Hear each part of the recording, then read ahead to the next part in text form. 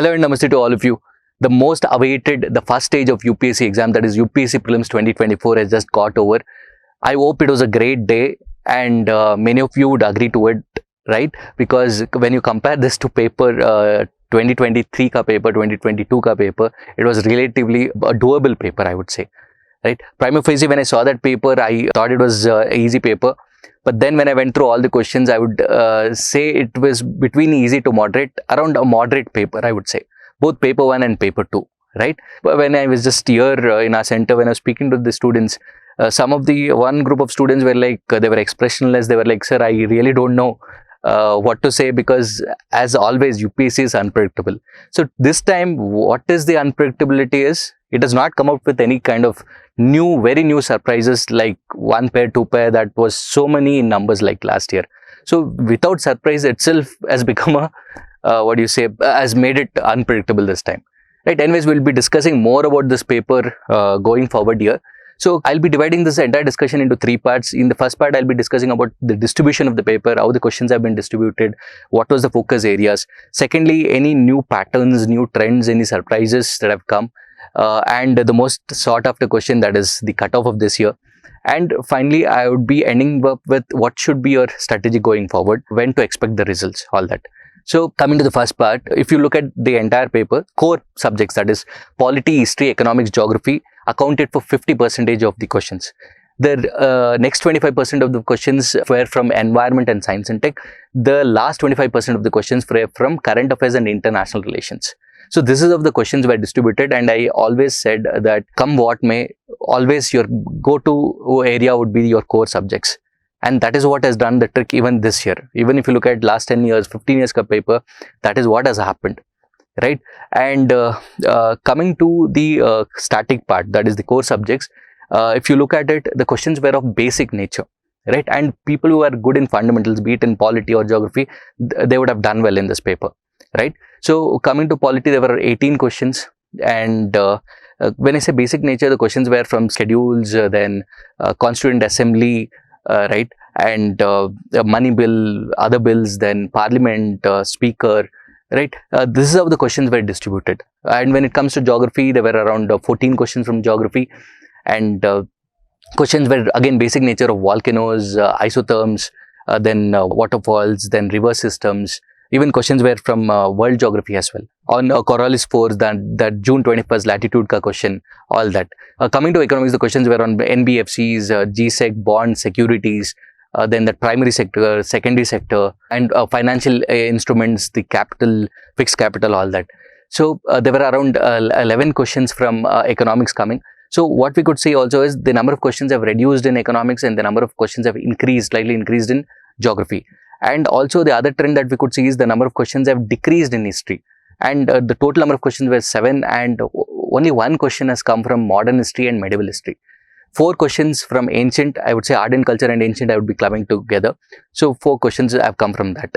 So this is what we could see from the static part, core subjects. When it goes to science and tech and environment, from basic science also the questions were asked, like that blood vessel ka question, or giant or dwarf stars. Either you can put it under science and tech or even geography. So that is the reason, don't go with the clear-cut idea, because sometimes the questions overlaps with current affairs, geography with IR, all that. So here, these were from basic nature.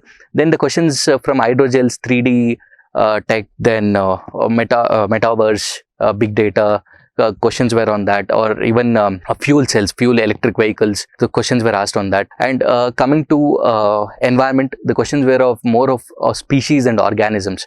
Quite a number of questions, and I think 14 questions had come from environment as well. This is how the questions were distributed among all the 6-7 subjects that we have. Then coming to the new trends or any kind of surprises, I would like to say the international relation questions have increased, just like what we saw in the last year, especially when it comes to international relations, questions on UNESCO, World Economic Forum, then even European Union, all that, European Parliament questions were asked on that. And also what is happening in other countries, be it African countries or even on Venezuela. The question was on Venezuela as well. And there were questions overlapping in nature with geography and international relations, like Sahel regions. The security part was linked there. So I put this under international relations only. And also there were questions on import export and the genetically modified food, that also I've put under international relations. So this is how the questions were interlinked as well, and quite a number of questions where I would say miscellaneous, current, the government schemes, the army questions were on army and defense, all that I've put under current affairs. That accounts to around 12 questions here. So we could see that there were quite a number of questions from army and defense here. 4 questions have come from that. Then government schemes, 4 questions. All the way from Digital Nari Shakti to Digital India to Pradhan Mantri Surakshit Matritva Yojana. I think you're beyond there. So there were 4 from the this one government schemes, and also map based questions around 4 questions. So that trend we can see it here. But the questions on sports and awards have gone, and 1 question on book based. Again, that I'll be putting under current affairs. So these are the new things that we could see. And the other thing, any surprises, coming to surprises, that 1 pair, 2 pair has gone drastically down compared to what around 40-45 questions that come last year. The statement 1, statement 2 questions have remained, right?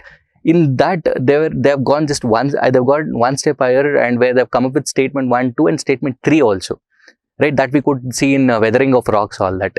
So that is one other surprise that UPSC has come up with. Other thing that we could see here is the match the following type of questions, right, have increased, and from 2 columns it has gone to 3 columns, right?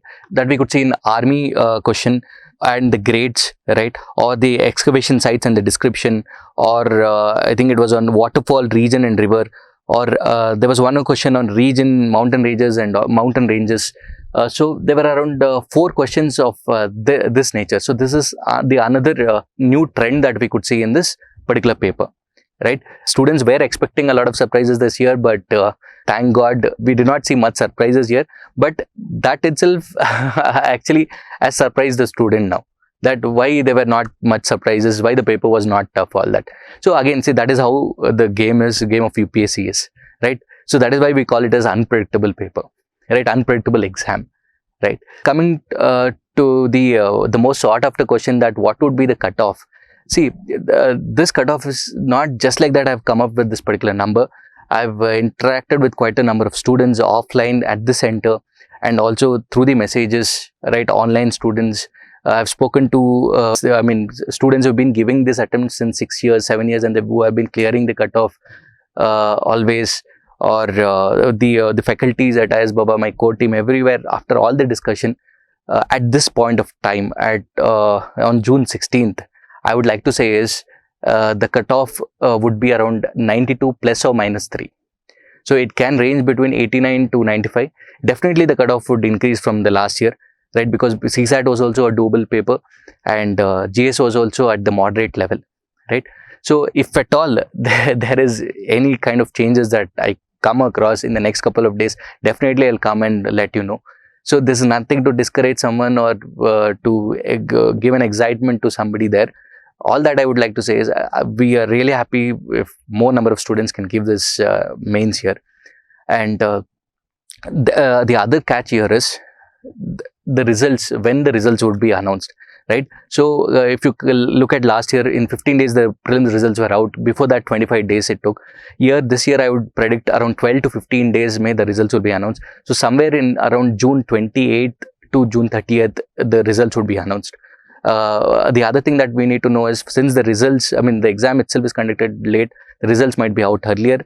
And the most important thing that you need to understand is the time gap between prelims and mains this time is 95 days, starting from June 17th to September 19th, because September 20th the exam starts. So this is something that you should all keep in mind. So here there are 3 categories of students, like students who are really confident that they'll clear the prelims cutoff, students who are in that range of 85 to 90. This forms the major chunk. And the third category of students who very well know that either in paper 1 or paper 2 they've not done well, and they'll not be clearing this year. So coming to the first 2 categories of students, all that I would like to say is, please don't waste your time. Take a break, probably a day or 2, and then start off earnestly for this exam, because 90% of the students would be definitely waiting for the results and wasting their time. Please don't do it. And since the time is short this time, please, it's my humble request that you start off earnestly and sincerely. And what you have to start with, you can start with your optional or ethics or essay. So the next 15 days you can focus on that till the results are out. That can be your strategy. And also our TLP, the most sought after program, the TLP Plus program will be announced. and you can enroll, you can follow that program as well. And students who believe that or who think that they will not be able to clear this time, all that I would like to say is we are always there for you. The doors are wide open. You can come down to the center anytime.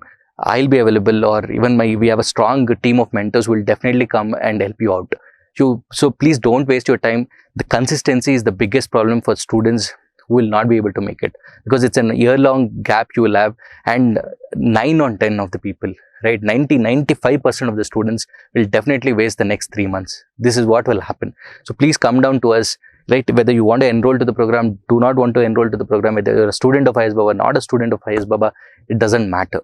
All that you have to do is come, take our advice, do what is best for you, right? We will always be there for you, right? And wish you all the best, and thank you.